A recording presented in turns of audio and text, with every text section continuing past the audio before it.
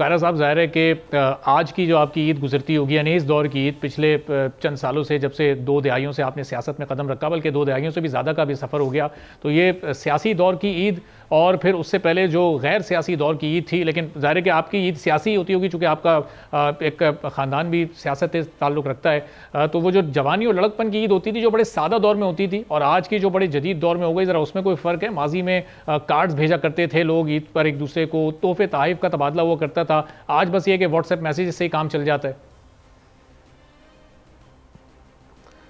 Communication का एक ज़रिया है ना जी, अब जदीद ज़रिया आ गया तो आप व्हाट्सएप इस्तेमाल कर लेते हैं, आप मैसेजेस कर लेते हैं। कल ये नहीं था तो ख़त और ईद कार्ड होते थे। ईद कार्ड भी एक अच्छा ज़रिया था, लेकिन वो उस वक्त का तकाजा था। आज ये एक ज़रिया है और इस पर भी लोग बड़े बड़े खूबसूरत कार्ड बना के भेजते हैं। और बाप साहब, फ़र्क यह है कि ईद वही होती है मज़े में जो आप जिस वक्त आप ईद ले रहे होते हैं। जब बचपना होता है, आप वालदैन से ईद लेते हैं, सुबह सुबह उठते हैं, अपने अजीज़ व अक़रबा जिनसे आपको ईदी मिलती है उनके पास जाते हैं, ईदी इकट्ठी करते हैं, फिर उसके खर्चे करने के प्लान करते हैं, तो वही वक्त होता है। फिर जब लड़कपन में आए तो बुजुर्गी सियासत में थे, तो सारा दिन उनके पास लोग आते थे तो उनकी खिदमत करने में मसरूफ़ रहते, और फिर यही कोशिश होती कि किसी तरीके से कोई दूसरा भाई आ जाए तो फिर यहाँ से भागें, दोस्तों के साथ जाके कहीं आवारागर्दी करें।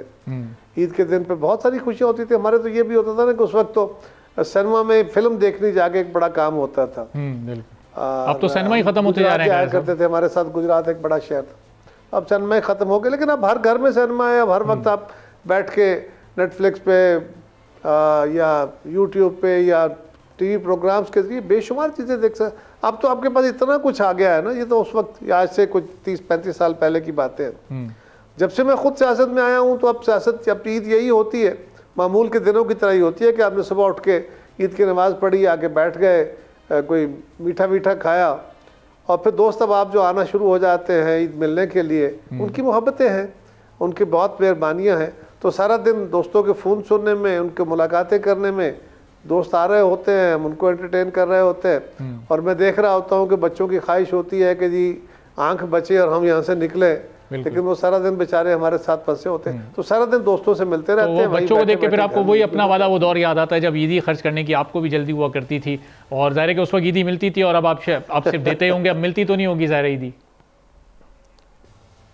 नेचुरली अब इस उम्र में तो ईदी देनी होती है, तो ईदी लेने के मज़े ज़्यादा थे, देने भी होती है, चले वो भी एक जिम्मेदारी है।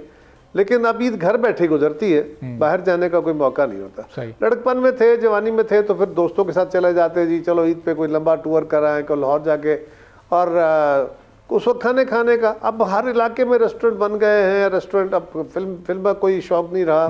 अब भी दोस्त मिलते हैं, नौजवान इकट्ठे होते हैं, गप्पे लगाते हैं, लेकिन हमारे अहद की जो बातें हैं वो आज अब याद ही रह गई, आप तो नहीं सकते। बिल्कुल। और ज़ाहिर है कि कायर साहब, वो जो बच्चे होते हैं उनको वो जो नए नोट्स की अट्रैक्शन होती है, नए करेंसी नोट्स जो कि ईद के मौके पर जारी होते हैं, उनकी एक बड़ी अट्रैक्शन होती है और वो ईदी उसी में लेना चाहते हैं। तो ये ईदी देने के मामले में आप ज़रा खुले दिल के हैं, शाह खर्च हैं, या कहीं कभी थोड़ी बहुत कंजूसी दिखा देते हैं? बस मियाना रवि साहब मेरा मिजाज है जी। अच्छा। बड़े भाई साहब हैं, वो मुझे ईद के लिए कुछ नोट भेज देते हैं। मैं तो कोई कारोबार करता नहीं हूँ, छोटे भाई बड़े भाई कारोबार करते हैं, उनसे खर्चा मिलता है। तो अब भी वो मुझे ईद वाले दिन या ईद की रात को भेज देते हैं, कुछ पैसे भेज देते हैं जो मैंने फैमिली में अपनी बहनों को, उनके बच्चों को, अपने बच्चों को, अपने भतीजों भांजों को, अजीज़ व अक़रबा को, तो उनको देने होते हैं। या कोई बाकी कोई ज़रूरतमंद आ गया तो उसको थोड़ा बहुत, तो ये भी वो फिर नए नोट मुझे ला के दे देते हैं। नए नोट की वो जो एक मारा मारी होती है, लोग बैंक्स जा रहे होते हैं, एक दूसरे से कह रहे होते हैं, कम से कम वो उस मारा मारी से, उससे आप महफूज हैं, आसानी से आपको मिल जाते हैं। मुझे तो जी सच्ची बात है, ना मैं कमाने में लगा होता हूँ, ना मैं कहीं से अरेंज करने में। वो बड़े भाई साहब मुझे भेज देते हैं या छोटे भाई भेज देते हैं कि ये ईद पे आपने लोगों को देनी होगी, ईदी ये लें।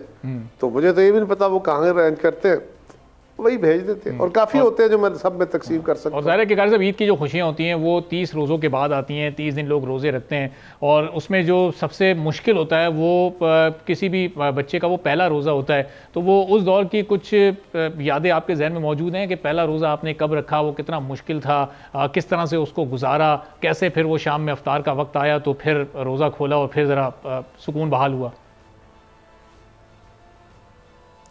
पहला रोज़ा तो बहुत पहले कहीं रखा था।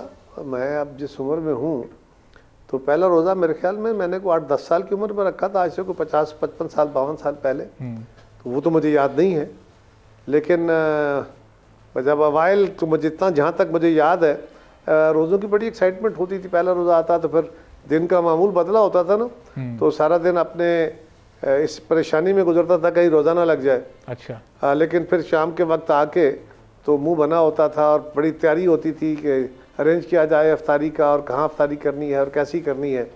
घर में सिफारिशें फरमाइशें होती थी, तो वो एक्साइटमेंट के दिन होते थे। आजकल वो चीज़ें जो उस वक्त हमारे लिए बड़ा ख़ास एहतमाम होता था, आजकल वो हर घर में आम बनती है। बिल्कुल।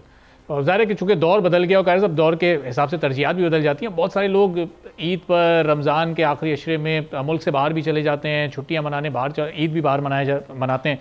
तो ये कभी आपका भी इत्तेफाक हुआ पाकिस्तान से बाहर ईद मनाने का, या तमाम ईदें आपने पाकिस्तान में ही मनाई हैं? और अगर इत्तेफाक हुआ तो वो कितना मुख्तलिफ था पाकिस्तान की ईद और बाहर की ईद में? अब मुझे नहीं याद जी, मैंने कोई पाकिस्तान से बाहर ईद मनाई है। मैं पाकिस्तान में ईद मनाता हूँ, और ये एक हमारे यहाँ ईद को एक्सकर्शन डे मनाने के लिए लोग निकल जाते हैं, बाहर भी जाते हैं। मैं नहीं जाता। और मेरा ख्याल है कि ईद के दिन ये त्यौहार जो होते हैं ना जी, अपने दोस्तों में, फैमिली में, यहाँ आपस में इकट्ठे बैठने में गुजरते हैं। मैंने अर्ज़ किया ना, मैं भी बड़ा दिल बड़ा करता है, आज भी करता है, आज भी। लेकिन अब होता यह है कि मेरे पास दोस्त तशरीफ़ ले आते हैं, उनकी मेहरबानी है, कंस्टिट्यूंसी से भी, बाहर से भी दोस्त आ जाते हैं, छोटे बड़े। तो सारा दिन चंद लोग आ गए, चंद लोग चले गए, इस तरह बैठे, वो गप लगती रहती है, सियासी डिस्कशन होती रहती है, वैसे को गप्पे लगती रहती है, तो सारा दिन यूं ही गुजर जाता है।